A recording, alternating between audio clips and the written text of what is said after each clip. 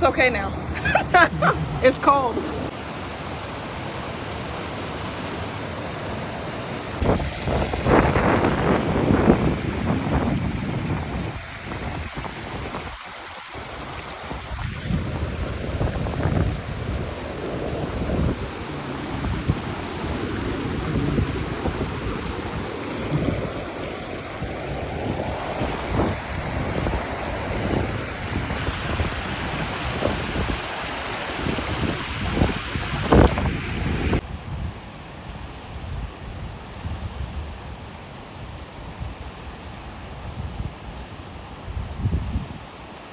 Hey y'all, welcome back to the vlog. We are in the house.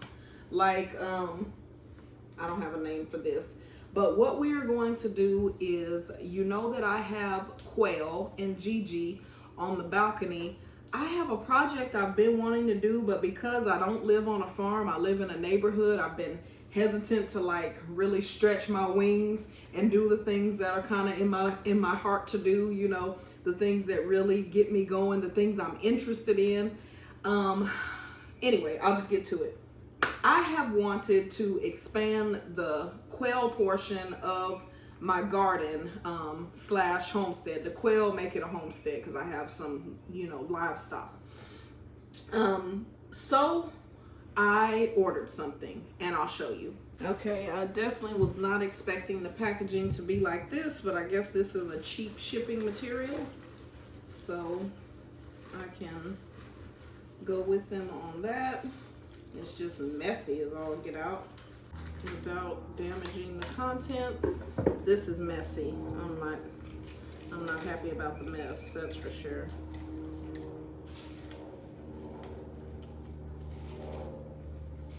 Oh wow, okay. If you can see, you're starting to be able to see what I have going on here.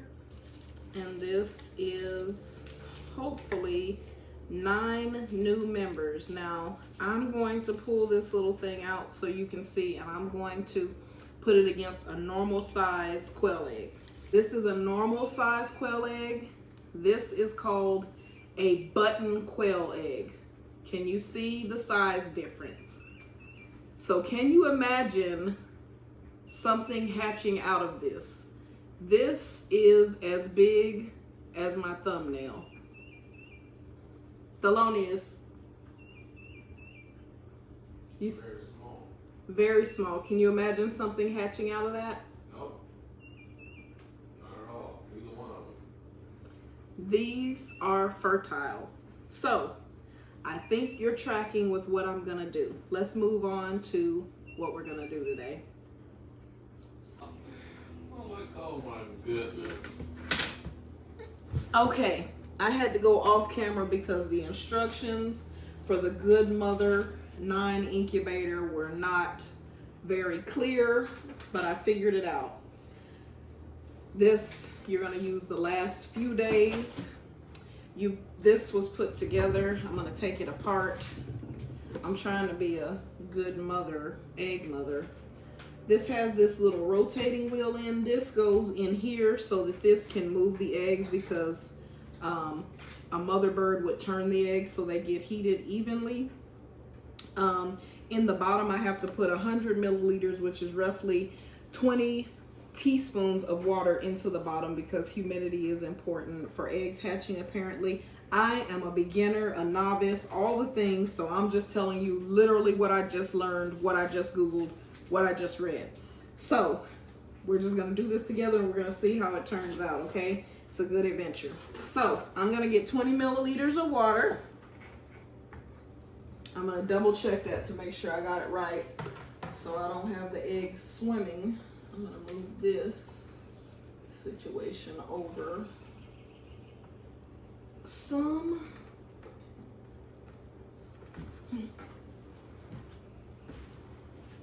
Okay, you guys, you won't see me, but you will hear me. So I did figure out that medicine syringes are in milliliters, and I need 100 milliliters inside of this tray, and this is a 10 milliliter medicine dispenser. So I'm just going to do 10 of these.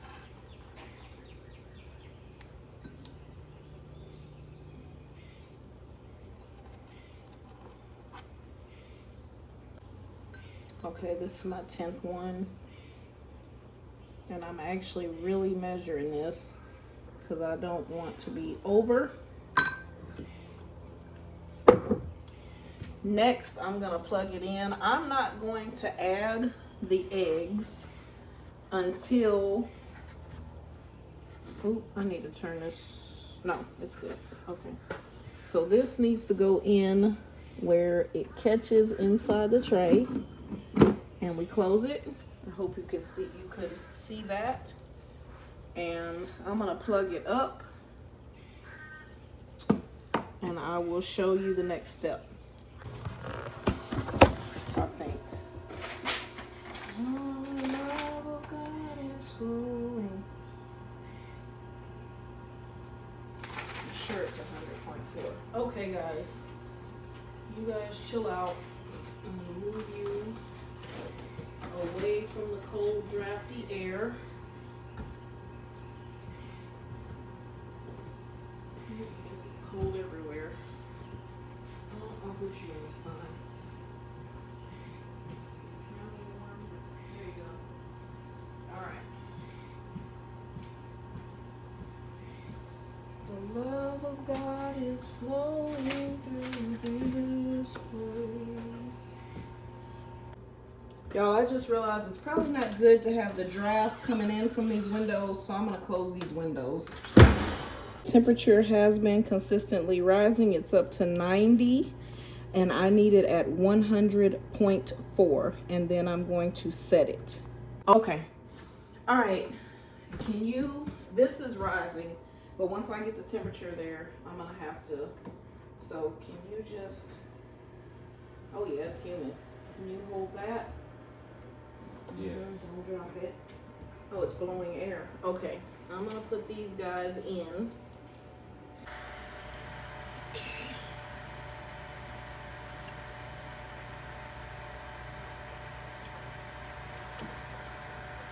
I think I need to open that up some more. Okay, so I wanted to make sure it would heat before I got it up, but then I got to thinking, if I let it get all the way to 100.4 and I open this, obviously the internal temperature is not going to be there. So I went ahead and added the eggs, which you can't really see. That's kind of concerning. I don't know how I'm supposed to see them.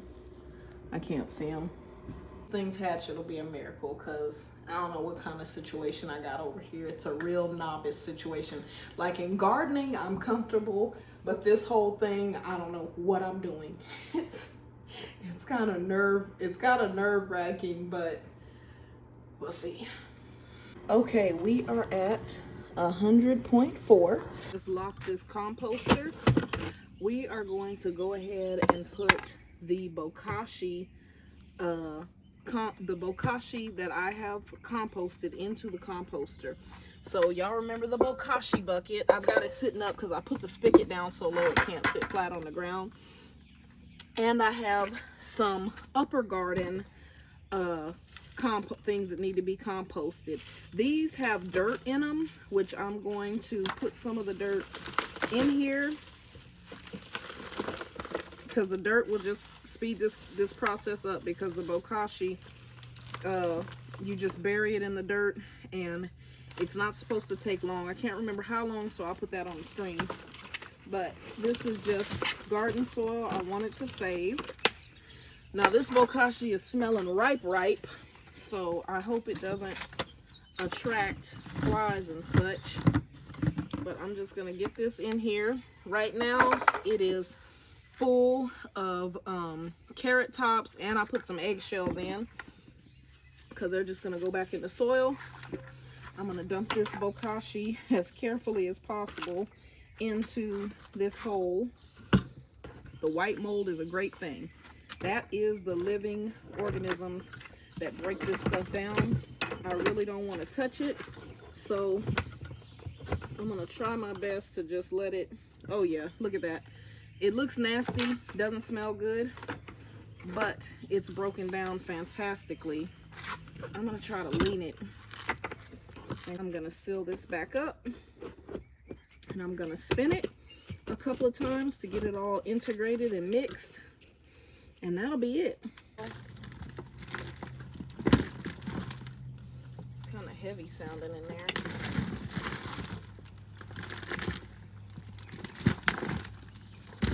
Okay, so something I really want you guys to know is that step that you saw me do, putting the bokashi in the composter, is totally not necessary. You can actually take the bokashi just as it is and just bury it. Some people bury it straight in the garden. Some people bury it just in the dirt somewhere or in a established compost pile just to add back the nutrients. I put it in my compost pile because I don't do in-ground gardening. I do it in raised beds. All right, y'all, it is another day. I'm not sure how long ago it was when I filmed last, but today is the day of the solar eclipse. Really? Really? Are you gonna stay in the camera? You see this? I guess, hey, it's me and Carpenter Bee. Anyway, today is the day of the solar eclipse, and I'm loving it because it's nice and cool. It was an extremely bright sunny day, and I wasn't looking forward to coming out and working. But with the solar eclipse, I can get down here and I can do a project that I have been wanting to do for quite a while in the lower garden. So let's head down there.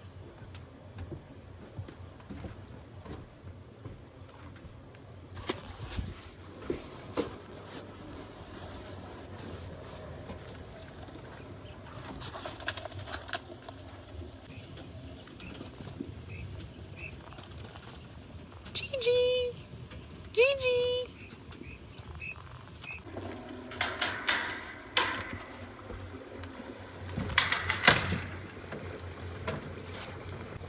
Okay, it's easier for me to explain what I'm going to do from this angle. So we are going to extend the lower garden. Right now you see that there is a border here, and I have the pine chips going along the little stream to the koi pond. We are going to extend the lower garden out that little narrow way and create a boundary like this, connecting it to the paver flower bed out there and closing it on that end as well. The first step to doing this is to lay the ground cover. But here we go. I'm going to lay this barrier fabric down to extend this garden bed. And I'm actually going to start up here.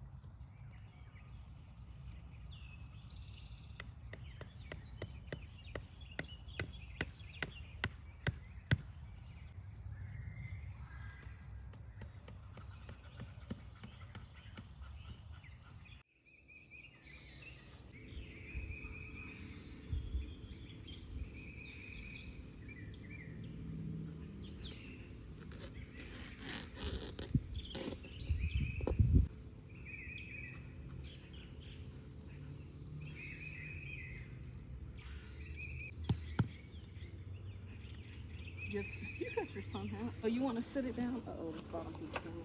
You want to sit it down right here and kind of try to envision it before we put it on the cloth? You want to put all four of them on the cloth? Yeah, so sit it down and let me kind of look at, because it's coming apart. Okay. So if you just sit it down like on the grass. But then I don't have a walkway to come in here. You see what I'm saying? Mm-hmm. True. So we can bring it down. So there's space over there to get around. You have 360 access. Okay, bring it down.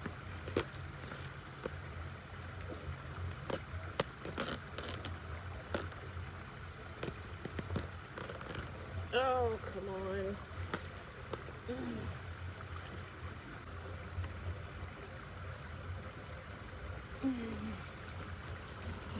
won't do right. Nice. I want to still tack this down.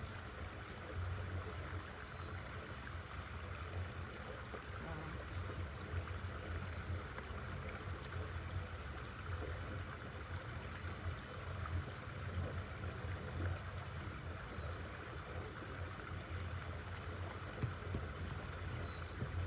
Stuff slides and moves all the time.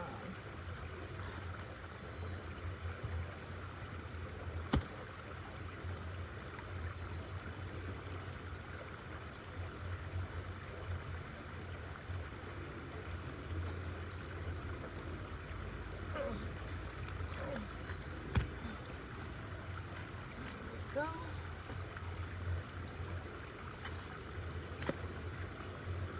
And these, oh, the spider. I had put these bags down, but I didn't have weed cloth, and they have done nothing to keep the grass down. I'm gonna get rid of them. And oh, there was a little frog. How cute! And just use weed cloth instead of bags. So I'm gonna have to cut some more weed cloth. Not much. Break, and I'll just call you out in a hot second to start laying it down. Thank you.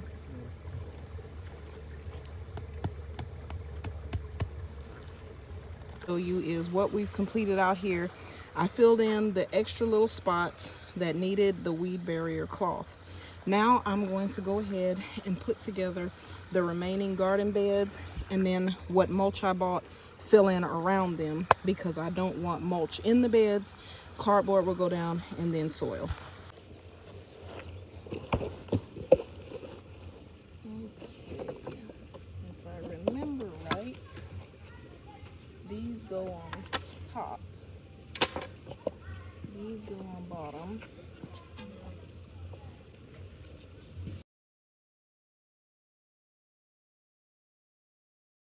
I think this one needs to come over just a hair more. Okay, that makes sense. All right, we'll just leave it there. It's the ground. All right.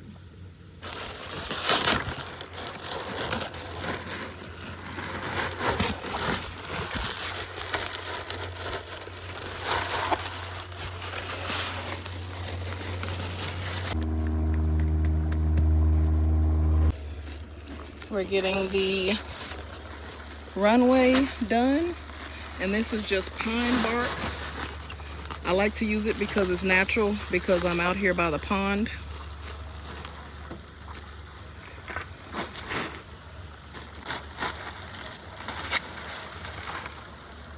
We are, excuse the weed cloth, but we are done. Film looks a little weird. Let me see. Okay, so what we did, why does it look blurry? Must be the night. We've gotten the mulch filled in, and we have the bed set. This is the extension of the lower garden.